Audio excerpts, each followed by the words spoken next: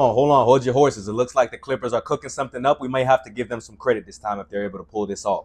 But here's my thoughts on this. It looks like they're potentially targeting going after both Chris Paul and Bradley Beal in the instance that Bradley Beal is bought out after trading away Norman Powell, which looks like a high probability because you don't make that move without knowing something coming after the fact. So in the instance Bradley Beal is bought out and ends up in the Clippers on the Clippers, as well as Chris Paul, I think that'll be a great move for that organization.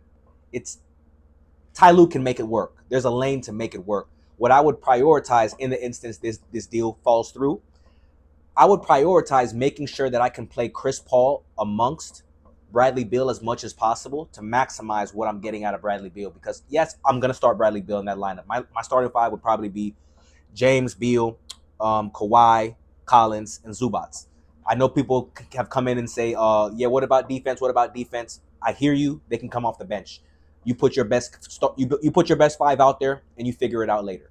Um, Chris Paul, I think he'll be great as a backup point guard for them off the bench. He'll take the ball handling responsibilities away from James, and James can focus more on just trying to score or playing off ball. Chris Paul still is a serviceable player at this point in his career after 20 seasons, and I think him being on that team will give them the veteran leadership they have.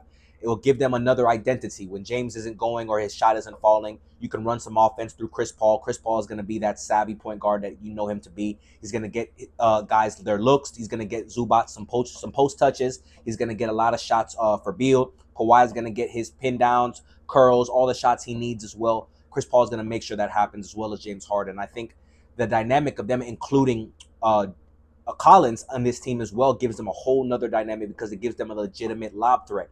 So that's something that they've been lacking.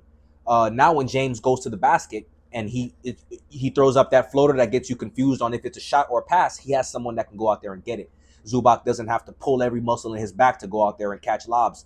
For currently, they got a guy that can accomplish that now. And then if you play Beal in the same way that you were able to play Norman Powell, I think Beal will be all right. You just have to make sure you're looking for him. Don't let him go multiple plays without getting a feel for the ball. You got to make sure he feels included if you're able to pull this off because this could be a very strong team dynamic and you could be a legitimate contender if you're able to pull this off. So I think Clippers do need to go all in on this and trying to bring in both of them because it gives them multiple identities, and as a team, it would make them very hard to figure out. Because in the instance you figure out one scheme with them, they can switch to something else. They can put James at the two, have Brad on the bench, run Chris Paul at the one, have James on the bench, run Chris Paul and Brad.